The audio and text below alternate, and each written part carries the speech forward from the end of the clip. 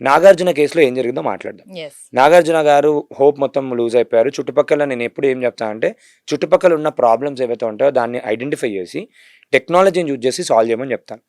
చుట్టుపక్కల ఉన్న ప్రాబ్లమ్స్ ఏవైతే ఉన్నాయో ఐడెంటిఫై చేసి టెక్నాలజీని యూజ్ చేసి సాల్వ్ చేశాడు. తర్వాత ఎప్పుడైనా ఏదైనా ఇన్స్టెన్స్ వచ్చింది, ఎవ్రీ టైం నేను ఉంటాను అవైలబుల్. ఎప్పుడైనా ఏదైనా ఇన్స్టెన్స్ వచ్చినప్పుడు ఏఐని ఒక బెస్ట్ ఫ్రెండ్ లాగా యూజ్ చేసుకొని దాన్ని డౌట్స్ కానీ ఏమడినా కూడా నెక్స్ట్ పాత్ ఏం చేస్తే బాగుంటుంది అని అడగమని చెప్తాను. అలా బిజినెస్ ఓనర్ ఒక చాట్ జీపీటీని మాత్రమే 300 రకాలుగా వాడుకోవచ్చు. 300 రకాలుగా వాడుకోవచ్చు. 300 వేస్ ఒక బిజినెస్ ఓనర్ చాట్ జీపీటీని వాడుకోవచ్చు. అందరికీ తెలియదు చాట్ జీపీటీ అంటే ఏమనుకుంటాం, ఏదో స్టోరీ రాయడానికో ఏదో ఒక పాట రాయడానికో దీన్ని వాడతాం. కానీ రైట్ ఫ్రమ్ ఒక బిజినెస్ నేమ్ పెట్టడానికి, బ్రెయిన్ స్ట్రామింగ్ చేయడానికి, ఐడియాకి, క్యాప్షన్ జనరేట్ చేయడానికి అండ్ హెచ్ఆర్ మేనేజ్మెంట్ పాలసీస్ చేయడానికి, ఇలా చాలా విషయాలుగా ఒక కంపెనీ నేను స్ట్రక్ అయిపోయి ఉన్నాను, నాకు మార్కెటింగ్ ఐడియాస్ రావట్లేవు, మార్కెటింగ్ ఐడియాస్ అడిగితే ఇస్తుంది.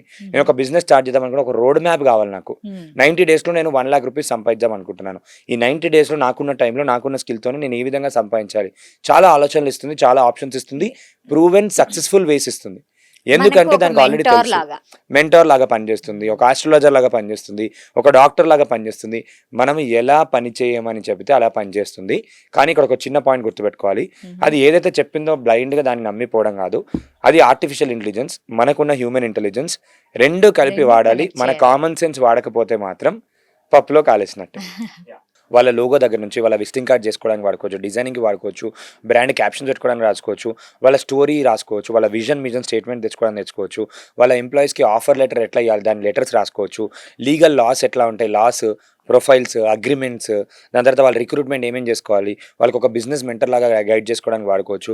వాళ్ళు ఏ బిజినెస్ చేస్తే బాగుంటుంది, నా బిజినెస్ స్ట్రక్ అయిపోయి ఉంది, నా బిజినెస్ స్ట్రక్ అయిపోయి ఉంటే ఎటువంటి మార్కెటింగ్ స్ట్రాటజీ చేయాలి, ఎటువంటి సేల్స్ స్ట్రాటజీ చేయాలి, యాడ్ రాస్తున్నప్పుడు యాడ్ చేస్తున్నప్పుడు దాంట్లో ఏం స్క్రిప్ట్ ఉండాలి, ఏం పెడితే బాగుంటుంది, కస్టమర్ చూసి అట్రాక్ట్ అవుతారు, కస్టమర్ రావాలి అంటే ఏం చేయాలి, ఫస్ట్ సోషల్ మీడియాలో బిజినెస్ని గ్రో చేసుకోవాలంటే సోషల్ మీడియాలో కాంటెంట్ నేను ఏమేమి పోస్ట్ చేసుకోవాలి, ఏం పోస్ట్ చేస్తే వైరల్ అవుతాము, తక్కువ టైంలో ఎక్కువ బిజినెస్ కావాలి అంటే నేను ఏమేం చేయాలి, ఎటువంటి ఆఫర్ స్ట్రాటజీ వాడాలి, ఎటువంటి ప్రైజింగ్ స్ట్రాటజీ వాడాలి, కస్టమర్ని రిటైన్ చేసుకోవడానికి మళ్ళీ ఏం చేయాలి, కస్టమర్ రిటైన్ అవుతున్నాడు, కస్టమర్తోని మళ్ళీ కస్టమర్ కావాల్సిన కొత్త ప్రోడక్ట్ని మనం రీసెర్చ్ చేయాలంటే R&D ఏం చేయాలి, ఇలా మోర్ దాన్ 300+ యూస్ కేసెస్ లాగా ఒక బిజినెస్ ఓనర్ 300 రకాలుగా ఇంటర్నేషనల్ బిజినెస్ ఎక్స్పాన్షన్ ఎట్లా చేసుకోవాలి, ఎట్లా చేసుకోవాలి, ఓనర్కి తెలిసి ఉండాలి టూల్స్ ఎలా యూస్ చేయాలి. ఇక్కడ ఏంటి అంటే ఆర్టే ట్రిక్ ఏంటి అంటే దాన్ని ఎలా అడిగితే మనకు అలా పనిచేస్తుంది. కానీ నాలెడ్జ్ ఏముండాలి, ఎక్కడ వాడాలని తెలిసి ఉండాలి.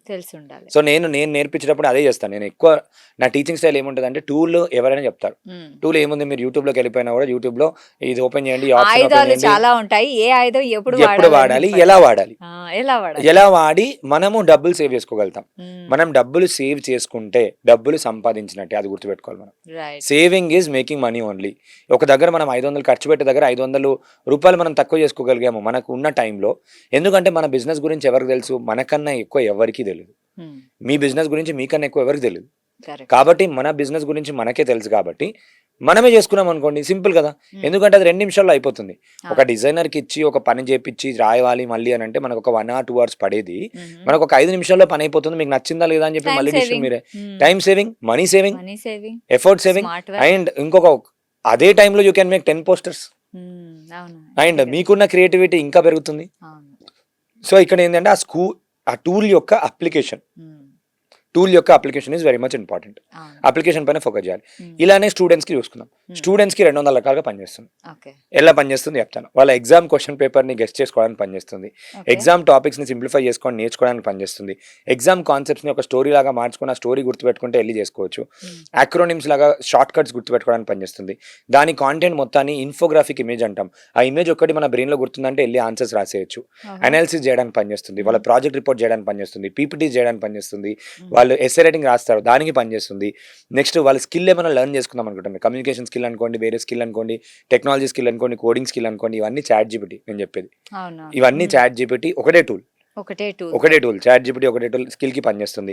ఒక ఇంటర్వ్యూకి వెళ్తున్నామో జాబ్ లో, ఆ ఇంటర్వ్యూర్ నన్ను ఎటువంటి క్వశ్చన్స్ అడుగుతాడు అని చెప్పి ముందే గెస్ చేసుకొని చాట్ జీపీటీని అడిగి తెలుసుకోవడానికి పనిచేస్తుంది. వాళ్ళ రెజ్యూమ్ రాయడానికి పనిచేస్తుంది.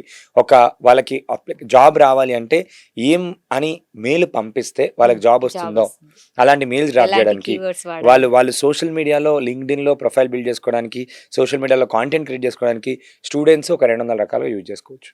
ఓ great. Only chat GPT. Only chat GPT. Sakshi TV ప్రసారాలను నిలిపివేయడం చట్టరీత్యా నేరం. సాక్షి టీవీ ప్రసారాల కోసం మీ స్థానిక కేబుల్ ఆపరేటర్ని వెంటనే సంప్రదించండి. డిటిహెచ్లో, ఇంటర్నెట్లో కూడా సాక్షి టీవీ ప్రసారాలను వీక్షించవచ్చు.